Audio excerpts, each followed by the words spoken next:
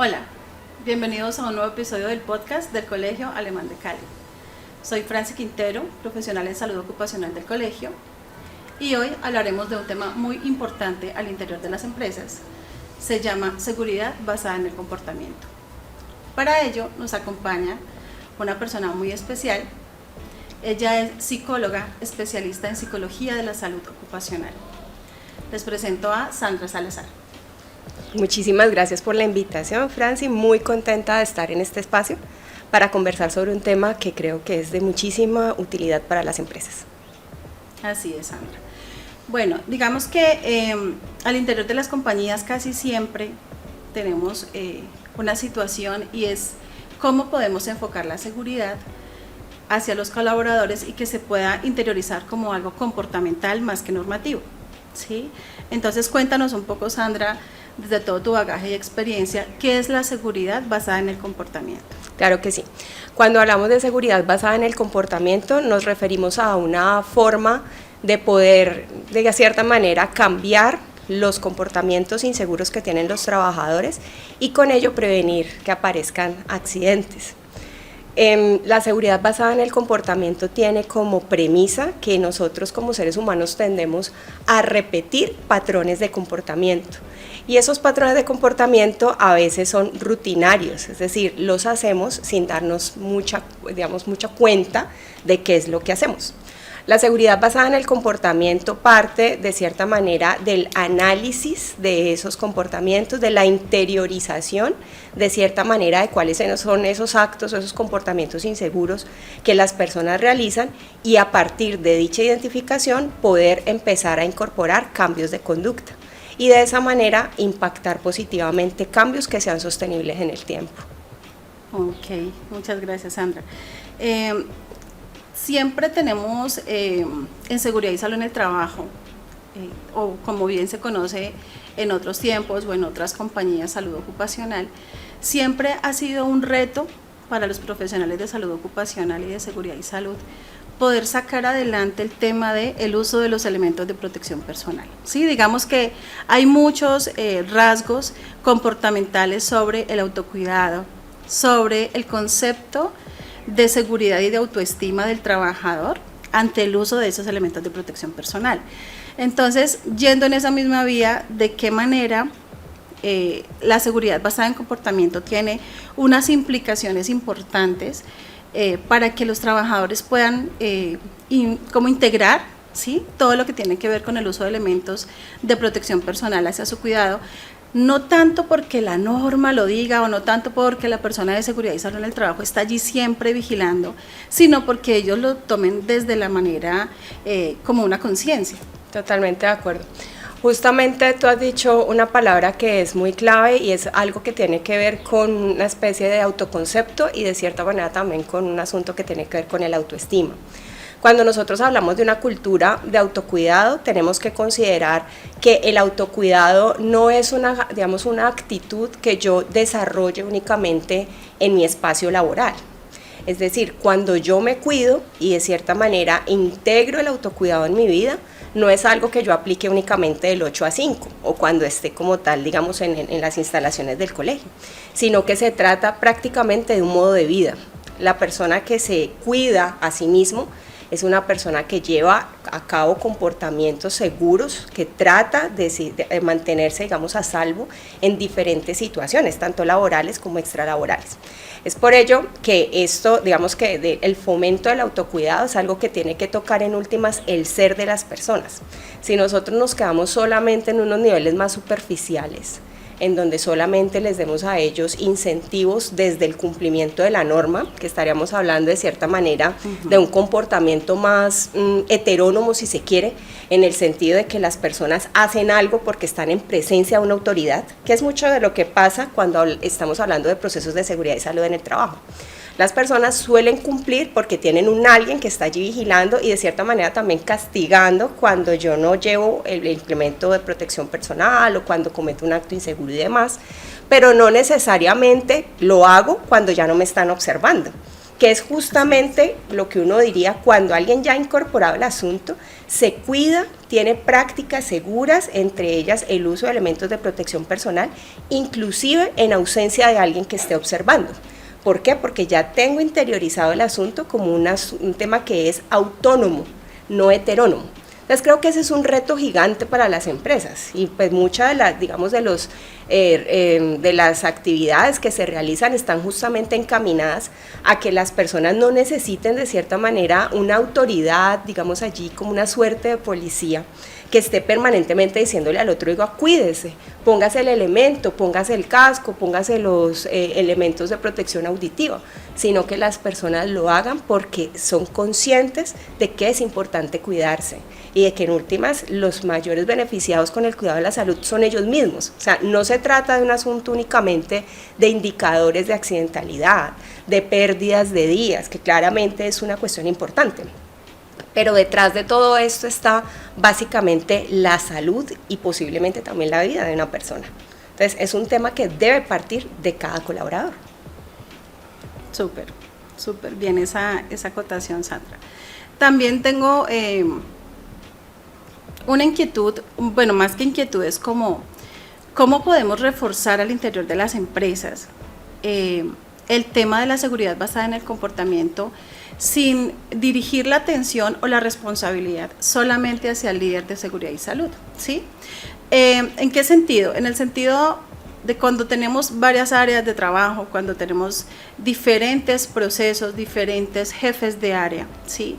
Este tema de seguridad basada en el comportamiento es transversal, ¿sí? Porque finalmente el trabajador es un ser humano, ¿sí?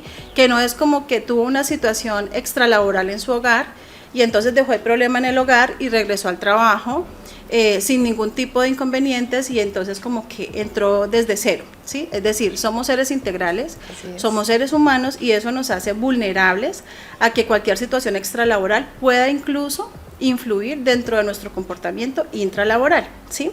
Entonces, yendo en esa misma vía, ¿cómo sería el impacto positivo, ¿sí?, de la seguridad basada en comportamiento, implementándolo como programa o se implementa como un nuevo sistema o una estrategia como plan de acción para poder disminuir, sí, la accidentalidad, pero más allá es como poder llegar a la conciencia de esa persona, ¿sí?, y que podamos generar una cultura organizacional segura, ¿sí? Bien tú lo decías ahorita, más que por mantener un indicador de accidentalidad a flote o más que por evitar días perdidos por accidente, es decir, somos conscientes de nuestro cuidado realmente, porque nosotros nos valoramos y dentro de nuestras actividades laborales eso automáticamente se refleja, o realmente no me interesa cuidarme, sino que voy a trabajar porque sí, ¿sí? Entonces, ¿cómo este tema de la implementación de seguridad y salud, en seguridad y salud, pero basado en comportamientos seguros, nos puede impactar tanto desde lo cultural, desde el ser humano y obviamente desde los indicadores de accidentalidad? Totalmente de acuerdo. Usualmente, digamos que esto funciona como un programa que al final engancha de cierta manera con las otras actividades que se realizan en el marco de los sistemas de gestión de seguridad y salud en el trabajo. Y como programa, él tiene su propia estructura, tiene sus actividades, tiene sus indicadores, es decir, él está también pensado bajo la lógica del ciclo PHBA. Entonces, cómo planeamos, qué hacemos, dónde actuamos y dónde corregimos o dónde verificamos. El programa de seguridad basado en el comportamiento tiene un punto de origen, que creo que es el punto de origen de todas las actividades que se hacen en el marco de seguridad y salud en el trabajo, y es el compromiso gerencial. Es decir, para que el programa realmente sea exitoso, debe existir un pleno compromiso por parte de las altas directivas de la organización con respecto a que es importante implementarlo, cuáles van a ser sus beneficios y demás, porque este programa no puede ser algo que se realice de manera aislada o que se realice de manera desconectada del resto de las actividades. Entonces, él parte básicamente de identificar una necesidad. Cuando una empresa dice, oiga, yo quiero implementar un programa de seguridad basada en el comportamiento, ha identificado que existe o bien un potencial de actos inseguros que no se han materializado en un accidente grave, por fortuna, o ya han tenido evidentemente accidentes que pueden haber incrementado los días de ausentismo, que pueden haber tenido lesiones permanentes o pasajeras para los trabajadores.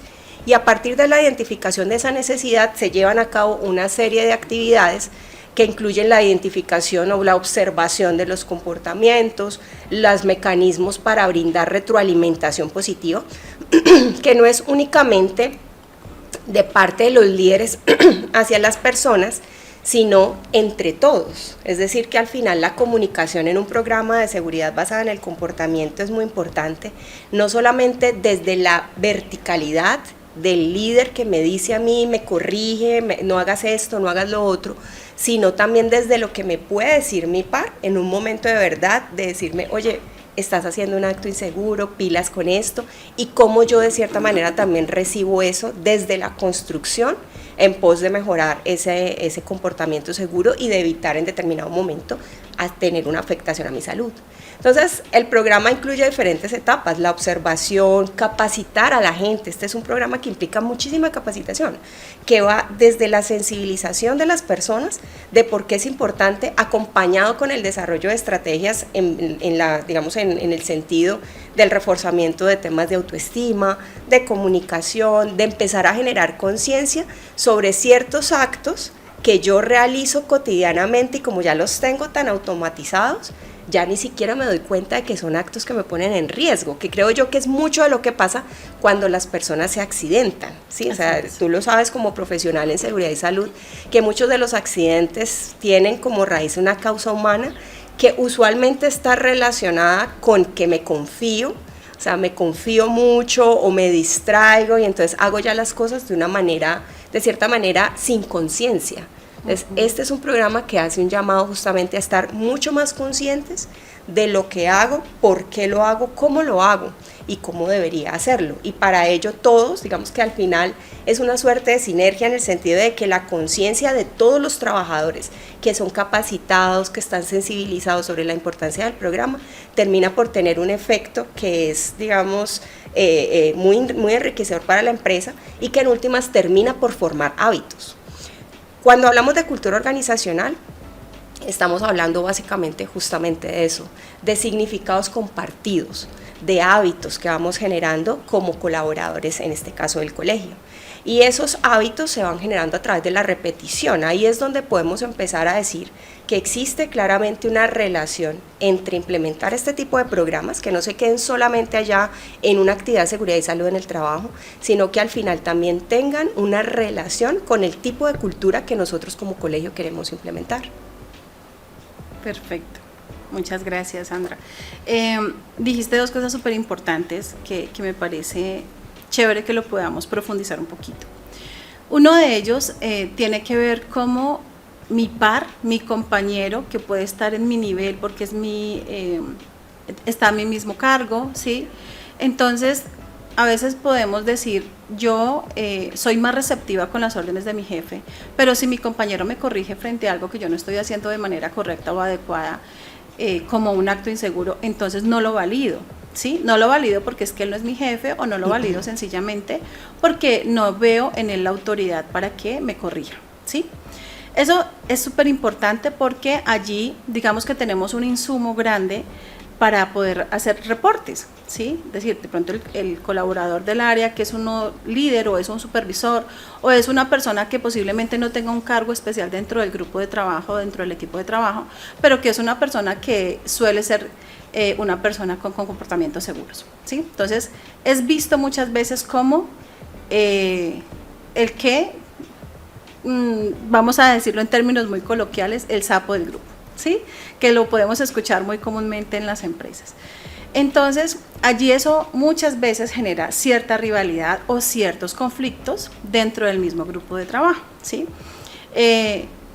¿Cómo podríamos primero intervenir esa parte para no generar, digamos, internamente en un grupo ese tipo de conflictos, ¿sí? Primero. Y segundo, también dijiste algo súper importante que que es chévere poderlo también tratar, y es el ausentismo, ¿sí? Cuando se presentan este tipo de accidentes por actos inseguros, nos pasa que la persona se ausenta por incapacidad 2, 3 días, 5 días, 7 días, e incluso hemos tenido indicadores de ausentismo de hasta 90 días, ¿sí?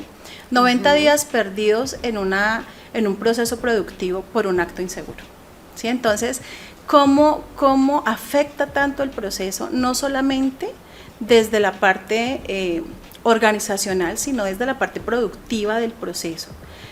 Tenemos una persona por fuera de su cargo durante 3 meses por un acto inseguro.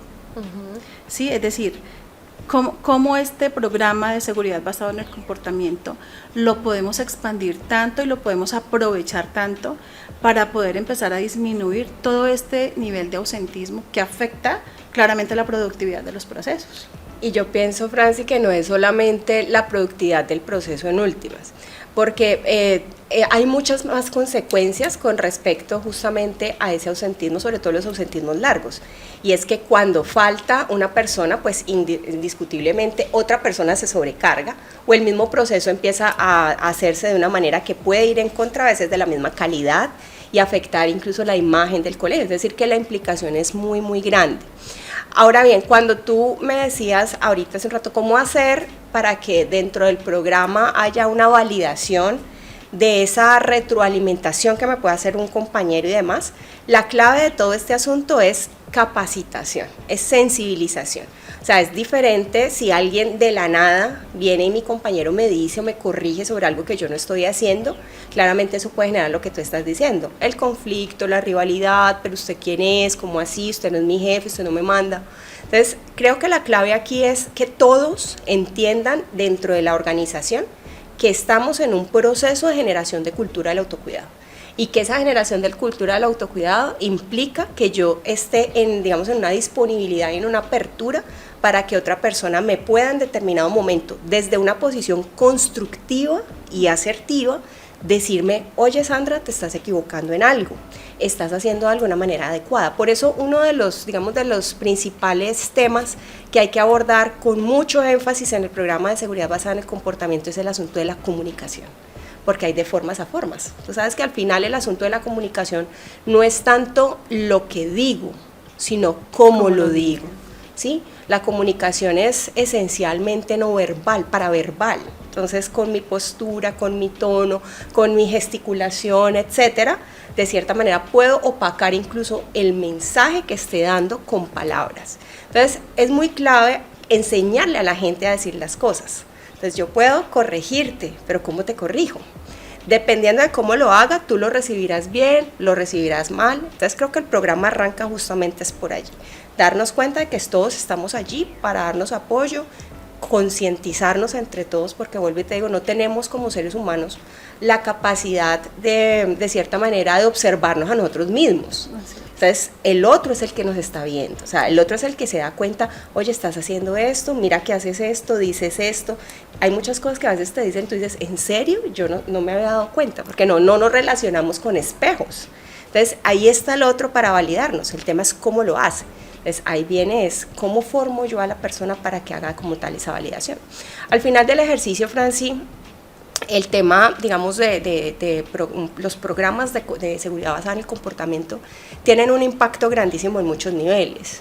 El nivel, digamos, individual, que es el nivel como tal de la persona, en tanto le ayuda de cierta manera a tener una mayor conciencia de la importancia de cuidarse, y eso se lleva más allá de los límites del colegio, o sea que eso es algo que al final la persona se lleva a su vida, y de cierta manera también terminamos por impactar grupos familiares, porque cuando alguien se cuida a sí mismo, también tiene la capacidad de irradiar ese conocimiento, de transmitir ese conocimiento a otros que están en su entorno. Entonces es un efecto que es de cierta manera amplificador, es como un amplificador en últimas el tema.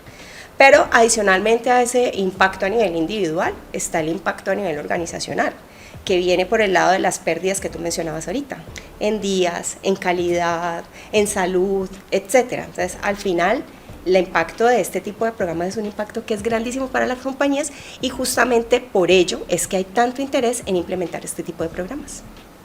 Perfecto. Muchas gracias, Sandra. Con mucho Realmente gusto. ha sido muy enriquecedor para nosotros poder escuchar tu punto de vista como profesional experta en el tema. Y también poder tener como esa luz de decir, bueno, vamos a empezar a poder intervenir desde la parte comportamental, que al final del día y por estos tiempos es de suma importancia porque redunda también en tema de salud mental y en lo que tú decías, en amplificarnos como de comportamientos seguros, no solamente intralaborales, sino extralaborales. Así ¿Listo? es. Muchísimas gracias, Con Sandra. mucho gusto. Muchísimas gracias por la invitación. Bueno, y nos vemos en un próximo episodio del podcast del Colegio Alemán de Cali. Gracias.